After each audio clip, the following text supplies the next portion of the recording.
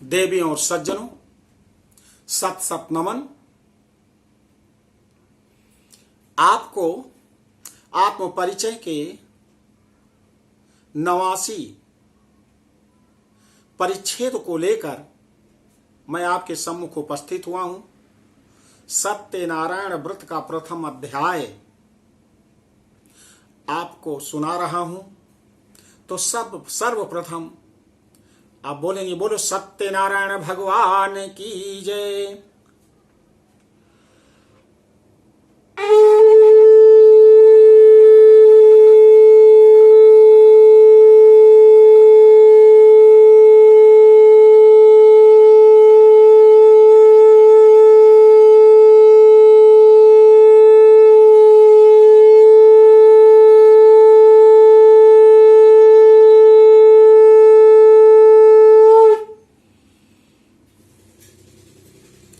देवियों और सज्जनों, प्रथम अध्याय में भगवान सत्यनारायण जो साक्षात लक्ष्मी नारायण है, नारद जी से बता रहे हैं कि सत्यनारायण व्रत का पूजन कैसे करना चाहिए। इस विधि को कैसे भगवान को नैवेद्य समर्पित करना चाहिए, और उस विधि विधान से करेंगे तो सातों सुख जरूर हमें मिलेंगे। एक बार चाणक्य से चंद्रगुप्त ने पूछा कि कितने प्रकार के सुख हैं, गुरुदेव बताएं। उन्होंने कहा, सुनो, अर्थागमम नित्यम आरोगिता चा भार्या च प्रिया प्रियावादिनी च वस्यश्च पुत्रो अर्थकरी च विद्या षड्जीव लोकेषु सुखानि राजन। हे राजन, 6 प्रकार के सुख हैं। अर्थ का आगमन प्रतिदिन हो,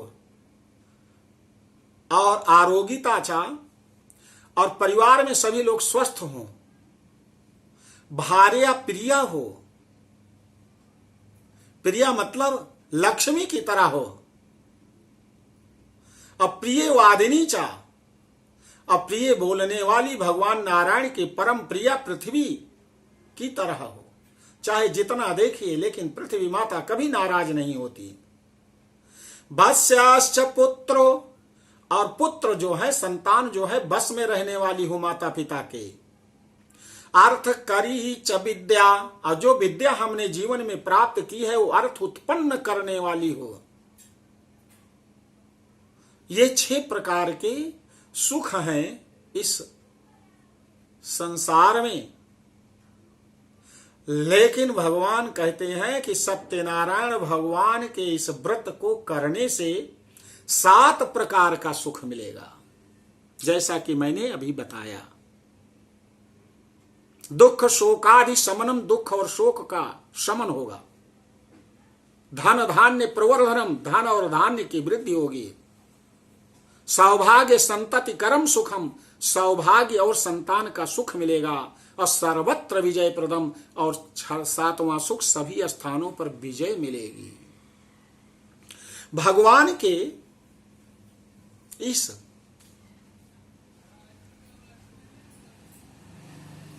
व्रत को करने से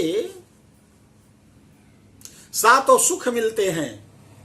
भगवान का विधिवत पूजन किया, पूजन करने के बाद जो आचार्य आए हुए हों, क्योंकि कलयुग में ऐसे विद्वान आचार्य भी होंगे जो पूजा बहुत बढ़िया करवाते हैं, लेकिन यदि जानते हैं कि पता नहीं, मन में संशय है कि दक्षिणा कितने मिलेगी या नहीं मिलेगी, तो आपको बस निपटा देंगे आपकी पूजा बहुत जल्दी। तो उनसे निवेदन करें कि हे विप्रदेव, समय और परिस्थिति के अनुकूल आपको दक्षिणा कम नहीं मिलेगी। भगवान को जब नैवेद्य समर्पित करें तो उसी समय तिलक करें ब्राह्मण का, और तिलक करने के बाद दक्षिणा भी प्रदान करें। विप्राय दक्षिणाम दत्त प्रत्याद विप्राय दक्षिणाम दद्यात कथाम श्रुत्वा जनैः सा। विप्रदेव को दक्षिणा दे करके लोगों के साथ कथा सुने। आपकी यथाशक्ति जितनी शक्ति और क्षमता हो ज्यादा से ज्यादा आप विप्रदेव को दक्षिणा दीजिए, लोगों के साथ कथा का श्रवण करें। ये नहीं पंडित जी बस जल्दी निपटाइए, आप स्वयं कहते हैं और चाहते हैं कि भगवान से कि संपूर्ण दुख और कष्ट दूर हो जाए। डॉक्टर के यहाँ जाएंगे तो वो भी उसकी फीस भी बहुत महंगी होती है और दवा सिर्फ लिखने का। इसके बाद मेडिकल स्टोर जहाँ पर जाएंगे तो चाहे जितनी महंगी दवा हो आप लेकर के आएंगे, कोई गारंटी नहीं है कि दवा आपको फायदा ही कर जाए, वो रिएक्शन भी हो जाती है। लेकिन आप चाहते हैं कि भगवान के सम्मुख तो सम्यक विधि विधानता, अच्छी तरह से विधि विधान पूर्वक भगवान की इस व्रत को आप करें, विप्रदेव को दक्षिणा दें कि मन की शंका दूर हो जाए और बड़ी अच्छे ढंग से इस व्रत को जिन्होंने किया है उनकी कथा आपको बताएं सुनाएं, जिससे आपके अंदर भाव बने, आपका स्वभाव बने, उसका प्रभाव पड़े और प्रभाव पड़े तो आपकी मन की संपूर्ण इच्छा पूरी होगी निश्चित ही, ऐसा नारायण ने कहा है। इसके बाद क्योंकि शाम को यदि आप भगवान सत्यनारायण का व्रत का उद्यापन करेंगे, पूर्ण करेंगे और कथा का श्रवण करेंगे तो जितने लोग आए हैं उनको जो है चिंता होगी घर में कब जाएंगे, कब भोजन बनाएंगे, कब सभी लोग जो है भोजन करेंगे, तो बड़े चिंतित होंगे। तो इसलिए उनका मन कथा श्रवण में नहीं लगेगा। इसलिए यदि आप निमंत्रण पत्र तो उसमें लिख दें कि प्रसाद के अनंतर भगवान का भोग आप सब के लिए भगवान की कृपा से भोजन भी प्राप्त करना होगा। घर के जितने सदस्य हैं सबके लिए, जो आए हैं उनके लिए, जो नहीं आए घर में उनके लिए सब बिल्कुल भोजन पैक कर दीजिए। ततश्च बंधु भी शारदम, इसके बाद बंधु भाइयों के सहित विप्रांश प्रति भोजयेत, ब्राह्मण जो आपके यहाँ पूजन कराने आए हैं उनको भी भोजन आप कराएं, उनको भी भोजन आदि कराएं। यदि भोजन नहीं करते हैं तो उनको अन्नदान करें, उनको अन्नदान करें। जैसे कि अन्नदान इतना कि घर के सभी लोग यदि आपके घर का वो अन्न ले जाएं तो बनाएं तो सभी लोग घर के, ये नहीं तो पंडित जी आए तो 50 ग्राम चावल दे दिया, 25 ग्राम दाल दे दिया और 100 ग्राम आटा दे दिया। ये तो अकेले घर में जाएंगे बनेगा तो उसका तब लाभ मिलेगा। और यह भी नहीं है तो उसके जितना भोजन कराते हैं हो तो मुद्रा प्रदान कर दें। तो ब्राह्मण की हे ब्राह्मण देव आप भोजन नहीं कर रहे हैं और यह व्यवस्था अन्नदान की नहीं है, उसके निमित्त मैं अर्थदान कर दे रहा हूं। विप्रांश प्रति भोजयेत, भोजन भी कराएं। अप्रसादम भक्षयेद,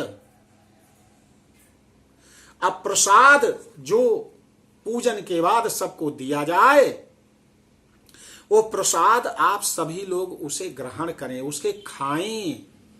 ये नहीं कि पंजीरी है तो ले तो लिया और एक दोना में इधर उधर आप फेंक दिए, खा नहीं पा रहे हैं, खा नहीं पा रहे हैं, पैर से लग रहा है ठोकर और वो बिखर रहा है।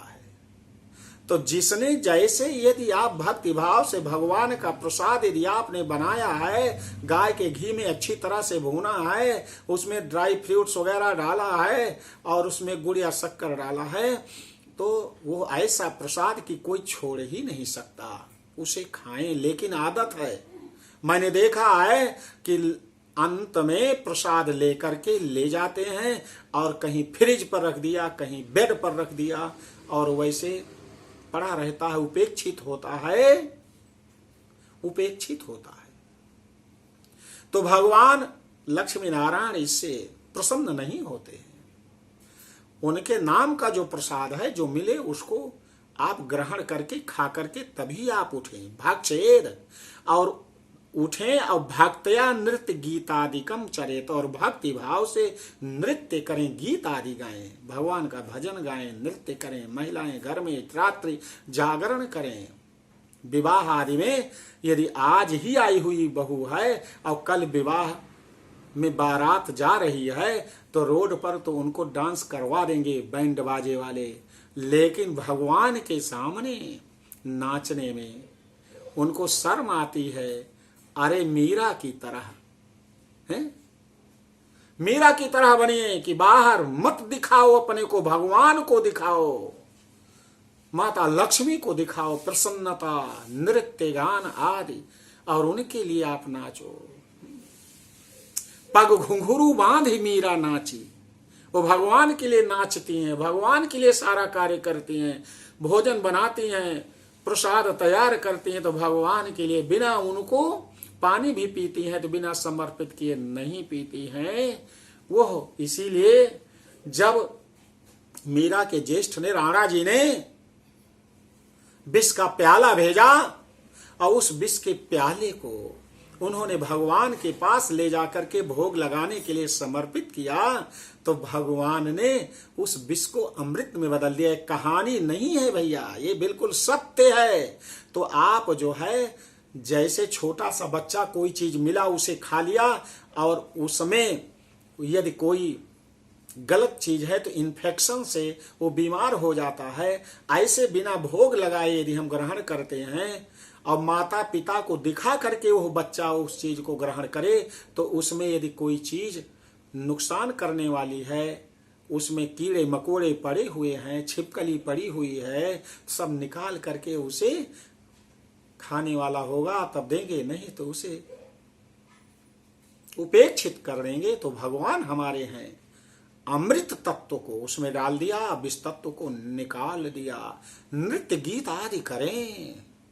ततश्च सो गृहम गच्छेत सत्यनारायणम स्मरण। इसके बाद जितने लोग वहां पर आए हैं सभी लोग अपने अपने घर आए, सत्यनारायण भगवान का स्मरण करते हुए। ये नहीं कि पंडित जी आए आज तो मुझे बैठा दिया, ऐसे मैंने तो कई कथाएं सुनी हैं, बहुत जल्दी कथा समाप्त हो जाती है और इनके प्रसाद में तो चीनी नहीं है, लगता है कि इनके घर में सब डायबिटिक है तो दुनिया डायबिटिक हो गई है। अनेक प्रकार की जो आलोचना प्रत्यालोचना निंदा आप कर रहे हैं, ये निंदा मत करें। और जितने लोग हैं जब जाएं तो जो कथा का श्रवण किया है, सत्यनारायणम स्मरण, भगवान सत्यनारायण का स्मरण करते हुए जाएं। तो जिसने व्रत रखा है और जो केवल कथा का श्रवण किया और श्रवण करने के लिए आए हैं, जो व्रत में शामिल हुए हैं, उनको भी उतना ही लाभ मिलेगा। एवं कृते मनुष्याणाम वांछा सिद्धिर भवेत् ध्रुवम। ऐसा करने से मनुष्यों की इच्छा पूरी होती है, जो चाहते हैं, वांछा सिद्धिर, जो चाहेंगे सिद्धि हो जाती है मनोकामना। ध्रुवम माने निश्चित ही, इसमें कोई संदेह करने की बात नहीं है। विशेषता, विशेष रूप से कलयुगे लघु उपाय वस्ति भूतले। कलयुग में ये बहुत छोटा उपाय है नारद इस पृथ्वी पर। इससे और कोई प्रभावकारी उपाय दुख कष्ट को दूर करने के लिए, विघ्न व्यवधान को भगाने के लिए, शांति की स्थापना करने के लिए, बच्चों का भाग्योदय कराने के लिए, संस्कारवान बनाने के लिए और सभी जगह विजय दिलाने के लिए यही मात्र एक व्रत है। इस व्रत को करने से पृथ्वी पर समस्त प्राणी शांति मुक्त होकर अपनी अपनी इच्छाओं को जो इच्छा करी हो मन माही, प्रभु प्रताप कछ दुर्लभ नहीं, सब कुछ प्राप्त हो जाएगा। इत श्री स्कंद पुराणे रेवा खंडे श्री सत्यनारायण व्रत कथायाम प्रथमो अध्यायः। बोलो सत्यनारायण भगवान की जय।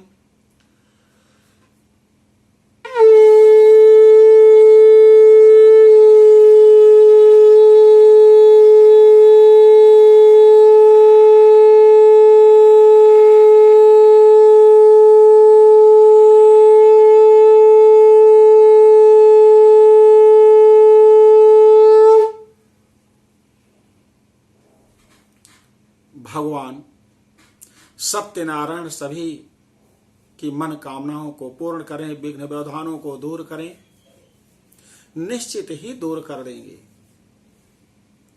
इसलिए आपसे विनम्र निवेदन है कि मेरे द्वारा भगवान सत्यनारायण के व्रत के विषय में जो बताया जा रहा है जन जन तक पहुंचाने की कृपा करें, और उन लोगों को जिनको पहुंचाएं उनसे कहिए कि आप लोग आगे बढ़ाएं कि दुनिया में दुख ही ज्यादा है और दुख दूर हो जाए।